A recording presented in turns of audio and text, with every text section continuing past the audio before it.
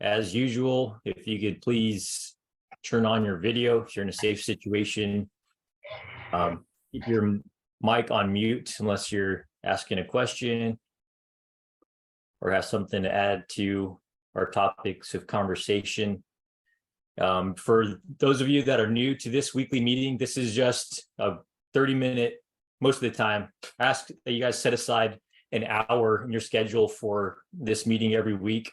But typically it'll be 30 minutes long, talking about something that is applicable to everyone in this group. So there's some people that are pre-licensing exam, some people that haven't even started any part of their real estate education. There's also people who have been licensed for multiple years and are going from the military back into real estate.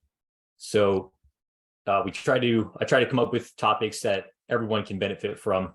Like in the past, we've talked about how you can start putting together blogs, regardless of where you're at, because then once you have your website set up, you can throw those blogs into your website and then attract attention from people by using those in other Facebook pages and stuff. But that's the purpose of this meeting, in case people are wondering why we have these weekly meetings. These weekly meetings used to be once a month, and we wanted to increase participation and just feeling of having interaction with other people in the internship, because since we're spread out across the country, and then also some people are single term military, some people are retirees, like all different parts of the spectrum. We're trying to keep everybody a little more connected through these weekly meetings, an opportunity to see each other face to face, in addition to the communications that go on in Slack. So, all right, we'll be talking today about 3 areas where I believe that I've done well, and also areas that I can improve. So today is actually 2 years, at least according to the EXP, your cap reset date, your anniversary date. Quick piece on that. So the way the splits work for EXP, once you're beyond like the new agent phase where you have a mentor if you're on a team. So once you're beyond that phase where you pay for mentorship or for the whatever your team splits are, you're at 80-20. And so the 20 of that 100% goes towards the EXP fees. And then so what that 20% looks like before it goes to 100% to you is if you're to sell $5 million properties. My weekly skill bridge meeting. Or however that works out, you'd at that point be capped. So maybe it's $500,000 properties, depending on what the price point is in your area. And so once you hit that cap point, you are now getting 100% commission. And so just some forgot what I was going with that, got distracted by people unmuting. Capping, and can somebody else chime in and tell me what I was about to say? The commission and the cap. I was talking about that. So once you cap, you then get 100%. And completely forgot it. Anyways, the 3 areas that you can improve that I feel like I've done well and that I can also improve. The first one is going to be with non-negotiables. So in my schedule, and my wife and I's schedule, we have set aside periods of time that are non-negotiable, meaning we don't allow anything to interfere with what goes on during those times. And those items are the Bible study we attend on Thursday nights and church on Sunday mornings. So we like to consider our Saturday morning time non-negotiable, but there are times when clients want to see properties or whatever it is. But having those times that are set aside to our relationship with God have helped tremendously in just helping our peace of mind. And so setting aside times like that for yourself, whether it's family time, time to worship, whatever it is, meditate, work out, having those non-negotiable times where you can look forward to have a little sense of relief from the grind how some people like to refer to it. I personally don't like to refer to it as a daily grind because then your mindset becomes very negative and you're just like, oh, back to the daily grind. And so if you change your mindset about that, then it'll be much more enjoyable. Because I actually do enjoy, showing properties and talking to clients about buying and selling houses. And so it's not a grind to me. It's actually fun, and actually I get energy from it. And so you can have that same effect if you just change your mindset about it. But yeah, having those set aside non-negotiable times, and so that's an area we've done well with Thursday nights and Sunday mornings, but we are working towards adding in more of those non-negotiable times, because when I was first starting out, we were doing 16-hour days, 7 days a week, and I was nearing burnout, and actually kind of did hit like a 2-month period where I was just like, I don't know if this is for me. But thankfully, Lord helped me push through that phase, and here we are, 2 years in the business. They say most people don't make it past like the second or third year in real estate. So 2 years going strong. Next week, I'm going to pull up the data to show you guys the charts of how much we made in the transactions that we've done. But between my wife and I, we work as a team. She does all the behind the scenes because talking to people drains the life out of her, and she kind of enjoys computer work. And I'm the opposite. Computer work drains the life out of me, and I enjoy just talking to people in person, not through screens. So we team up and use each other's strengths to fill in on our weaknesses. And so our first year, it was about 200K, and then that's when the market was booming. And then this past year was about 185. So a small drop, but for taking basically 2 months off, completely just relaxing, enjoying life, spearfishing trip to Mexico, all that stuff, which some of you that might enter that phase where you just need a little time away just to make sure that this is the right profession for you. So even with that 2-month break, we still made 185 over the last year. So that's just to show you guys, not to brag about myself, because it's nothing special about me. It's just the commitment to the profession, to honoring God through my work. And so you can definitely do the same thing if you follow the pattern that we have applied. And so back to that first thing, non-negotiables. So definitely recommend doing that. And we're also going to be improving in that area to improve our business going forward. The second item is our CRM.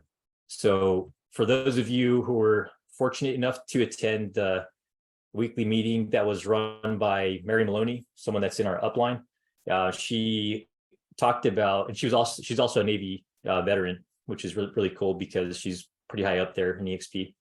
But she talked about how the CRM is so critical to the success of your business. And it's basically the brain of your entire operation. And right now, my CRM is pretty much this right here, my phone, which we managed to make it by and do pretty well. But it could be a lot better if we had an actual CRM, actually use KV Core on a daily basis, because you can set it up to where you log in on your computer and you already have your whole schedule for the day set aside. Or from this time to this time, I'm calling these exact numbers, instead of like, I'm going to find somebody to call. You're just, boom, you're just taking action from the moment you begin. And then I'm also going to post, and you already have all this stuff laid out in your CRM. I'm going to post on social media about this and that. I'm going to share this blog in 3 different places. I'm going to follow up with these buyers or these leads who I want to convert to being buyers. All that stuff. You just log in your CRM and boom, it tells you what to do. So we've done well in the relationship piece of the client relationship manager. So we've done a good job, of telling our friends and family and, past coworkers that we're in the real estate industry now. But as far as actually having an actual CRM, client relationship manager, or retention manager, depending on how you want to call it, we have kind of failed in that area because our team still has a follow-up boss, which we almost never use, which is a really powerful CRM. And then we also have KV Core, which is the CRM that you get for free with EXP with your monthly fees. We've kind of not use those at all to the extent that they can be used to strengthen your business. But Mary Maloney in that class, I recommend, if you haven't seen it, to go back and find that class and watch it. She gave a bunch of great pointers and stuff. But that's definitely one area where we will improve over the next year to take our business through the roof. And then the last one is just enjoying life. You depending on where you're at in life, whether you did one term or 30 years, you like why get into this new profession if not to just enjoy life?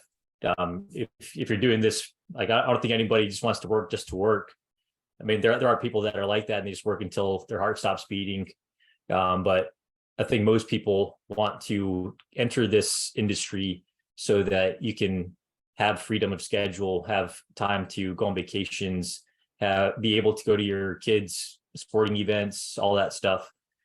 I think that's why the majority of people are in here. If you feel otherwise, feel free to chime in and share your mindset with us. I'm sure some of us could benefit from that. But I think most of us, it's not that we're lazy. We just want to enjoy life. Like nobody wants to just work 16-hour days until you die. So we've done a relatively good job with that because we took a 16-day trip to Europe a couple months back in April, and that was awesome. Traveling in the military is cool, but traveling as a civilian is even better. And my first non-military trip was my spearfishing trip to Mexico in last December, and I still had kind of like PTSD, like waiting for like something to go wrong, and like I was gonna get a phone call and somebody was gonna tell me, hey, you're not supposed to be in Mexico, type of thing. But it was really nice. Didn't have to click through like a 40 slide PowerPoint to make sure that I was being safe in Mexico. Didn't have to ask 7 different people for permission to sign off saying that I'm safe to go to Mexico. None of that. I just bought tickets, booked a little resort place where we were staying, little spearfishing camp, and then came back. And actually on the way back, as we were on our way to the airport, we were almost going to miss our flight because the time on our email said one thing and then it like changed because we're in a different time zone. And so we were like kind of freaking out. I was probably freaking out the most out of everybody. But then I was like, wait a minute. Sure, it'll cost like another $400 or $500 to change our flight, but I'm not going to be like reported MIA or UA, whatever, or anything like that. All I got to do is rebook my ticket. If I have to, I can book another night at a hotel or something near the airport. Nobody's going to die. Nobody's going to go to the brig for not reporting back on time. But then, yeah, when that Europe trip came, it was fantastic, not having to stress about military stuff. But yeah, so that's an area where we've done well. We've gotten some time to travel and pretty consistently take our dog to the beach on Saturdays and go to the farmer market on Thursday evenings, all that stuff. Find time to just unplug.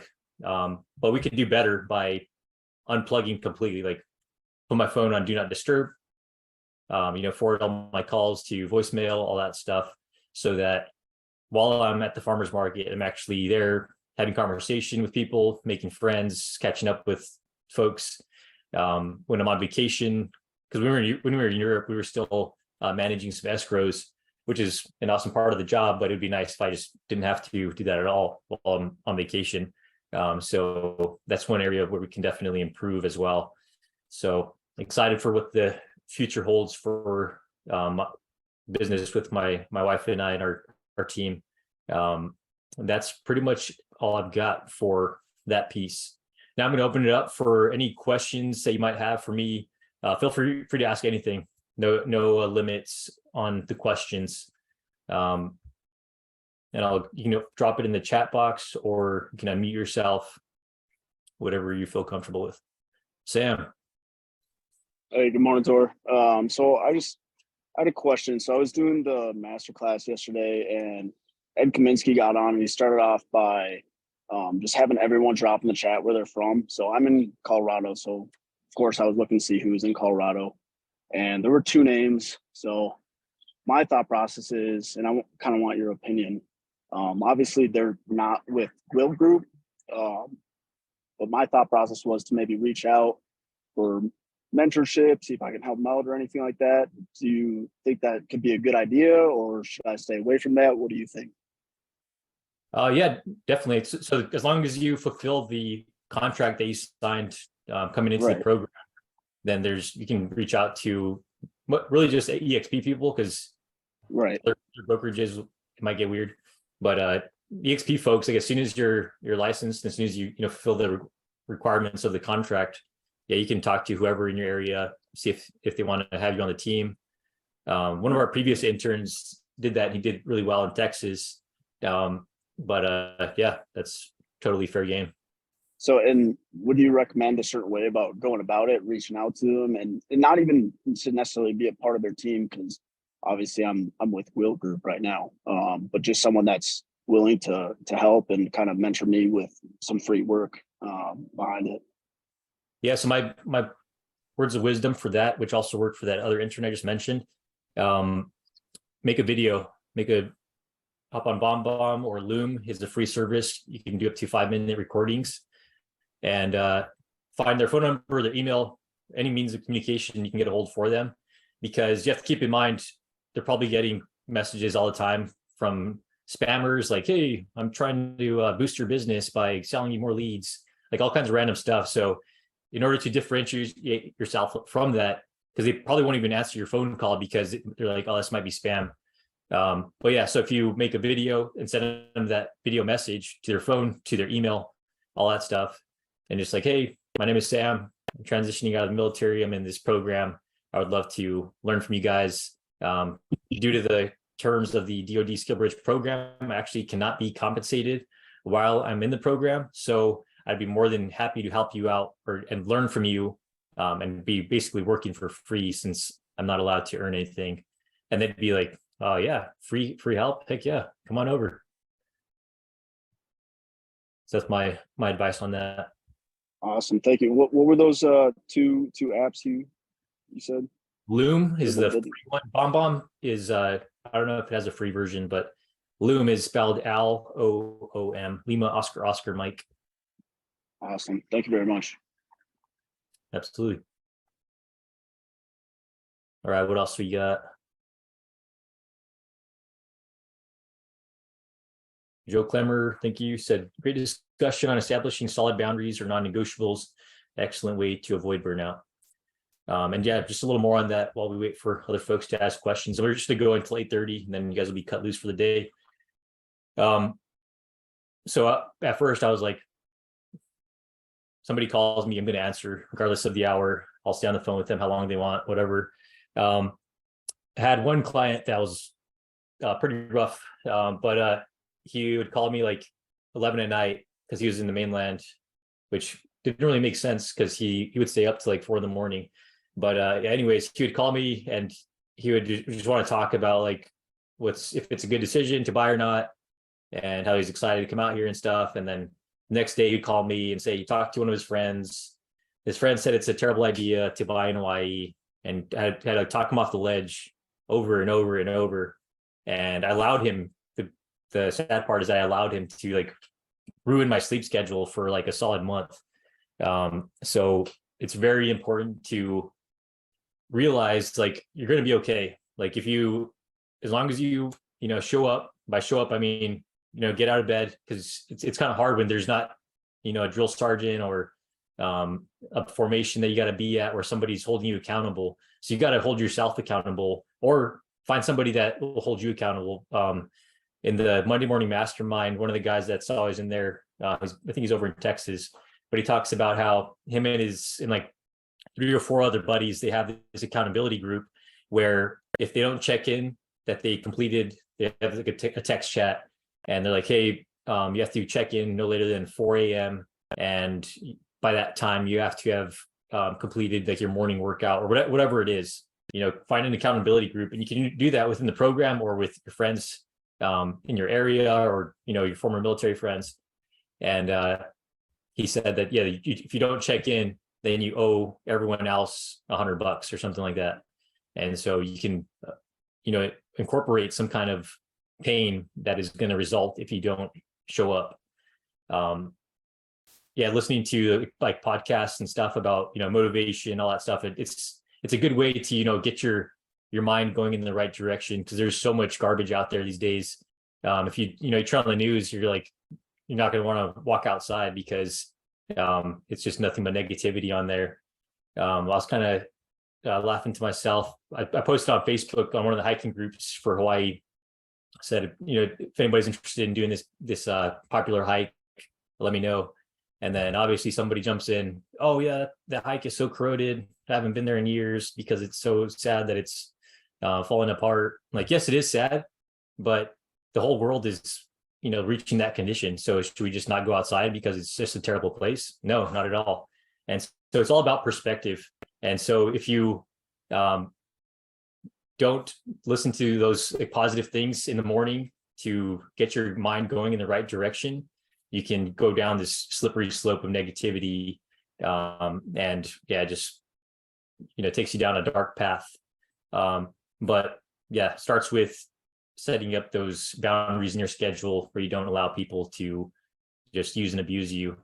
It's easy to fall into that because at first you're like, I don't know if this industry is going to work, because the odds tell me that it's pretty slim chances. But if you set up those boundaries, you'll make it happen. It'll work out. Alva asked any podcasts you recommend. So as far as like investment podcasts, I recommend, Bigger Pockets. ADPIs was one that I listened to at first and then stopped listening to. Active Duty Passive Income. And then there's a ton out there. And so if you search motivation, you can find ones where it's like compilations of past like motivational speeches. So Jim Rohn is a guy I like to listen to a lot, and that's JIM, second name or last name ROHN. Ryan Ballas said Military to Millionaire. Yeah, that's probably a good one too. But if you search motivation, like you can find little short 10-minute ones that you can listen to when you're drinking your coffee first thing in the morning. And then they can listen to stuff about real estate. So, like all the different ins and outs about the VA loan, about different financing methods, creative financing, about renovating, all the do's and don'ts, about starting your own business, all that stuff. Yeah. Thank you. Absolutely. Thanks for asking the question, Elva. Where are you living right now? I'm in Hanford, California, like up in the Central Valley. Okay. Yeah. Nice. You're staying there for good? I think so for now. Nice. Yeah. So my nephew was visiting a couple weeks ago, so Alex made me think of this because she said I think so. But it's also in your like language and how you address things. So if you people are asking like, oh, what are you doing after you get out of the military? I think I'm going to do real estate. I'm going to try to make it work. You should, and at first it's like fake it till you make it type thing. It's like, oh, I'm going to be a realtor. I am a realtor, and I serve this area, whatever it is. But you have that confidence. And at first, again, it's like fake it to make it, because when you're like 1 month in the business, you're like, I don't know anything about real estate, but I passed my test.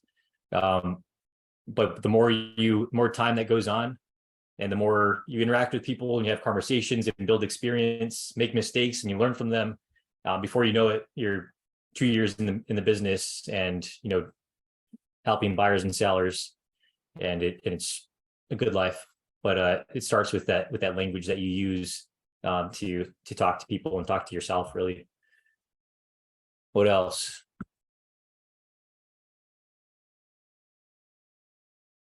Look, quick piece on Slack. Some things that people don't realize. There are channels for each state. This kind of crappy part about it is that after like 90 days, old posts disappear. But there are channels in Slack for each individual state. And so if you're in California, whatever state you're in, jump in those state chat groups and post questions or information that you've learned along the way about your area, about the licensing process, books, whatever. Feel free to jump in there and interact with each other, because the more you interact with each other, the more the better ideas you'll come up with. This morning, our newest intern, Ryan Ballas, texted me asking about IG names, Instagram usernames, and he said he was thinking Rai85, but I was just jogging through my mind of like what is and it's really just from experience because I've seen so many realtor Instagrams and all that stuff. But I was trying to think of what would rhyme with his last name, Ballas, and I was thinking Sales. I was like, no, it doesn't work. But Ballas Sales San Diego, and it has a pretty good little groove to it. But maybe that'll just spur on another idea. And same thing for you guys, like whatever like wall you're hitting of like, how do I overcome this boundary? Just reach out to people that are a little bit ahead of you and ask them like for ideas on how to overcome that. And you'll be surprised by how quickly you'll have an answer to overcome that and keep trucking along towards your successful career in real estate. Any other questions? So what I heard you say is that creating that time and space to keep that motivation alive is important. So what I'm hearing you say is that I can check in before my surf session in the morning. Is that what you're saying? Exactly. So let's go. Yeah. And that's the beauty of this profession. Like nobody's knocking on your door saying, hey, why aren't you sitting at your computer doing your training? Nobody's, hey, I didn't see you at the weekly meeting this morning. Why aren't you, writing note cards to everyone you know in your phone book? That's the beauty of this. On the first day of being in the program, I actually went to the Kaneohe Sandbar and, just celebrated this new chapter in life of having authority over my own schedule. And then after that, I was doing 16-hour days. So it's just a matter of, balancing it out and committing to like that idea of, I'm sure you've heard of it, of work hard, play hard. And so as long as you, when it's time to work, you put the time in, you reach out to people you need to reach out to, keep up the timeline with all your transactions, then when you want to go have fun, you'll have the ability to do that. People ask me like, what's like, how do you enjoy being in real estate? And I tell them like, I love it because if I don't want to work, I don't have to. There's a penalty for that. Like if I choose not to work for a year, then I'm not going to see any income and my bank account's going to start dropping pretty steadily. But I have that freedom of choice to do that. Nobody's going to, report me for not working. It's just going to reflect in my bank account. And then the other way around, if I want to work hard and make a lot of money, I can do that. There's no cap. There's no, oh, well, you already maxed out your O3E. And so the highest amount is that you can make for that is this amount. I'm not O3E. I'm just saying in the military, there's caps to how much you can make. There's no bonus. And then also like there's bonuses for extending longer depending on the job that you have, but there's not bonuses for like, oh, you did a fantastic job. You're getting a commendation medal, so we're going to give you a $50,000 bonus. There's nothing like that. It's kind of a bummer that there isn't. There should be we do it as a volunteer service. We do it to serve our country. But if there was more incentives like that, I believe the higher quality folks would stick around longer. But typically people move on to the civilian sector because they realize that their work is appreciated more in that area. Freedom of schedule is pretty awesome. And in the program, as long as you're, working hard, playing hard, everything's going to be good. All right, folks, we're at halfway through the hour.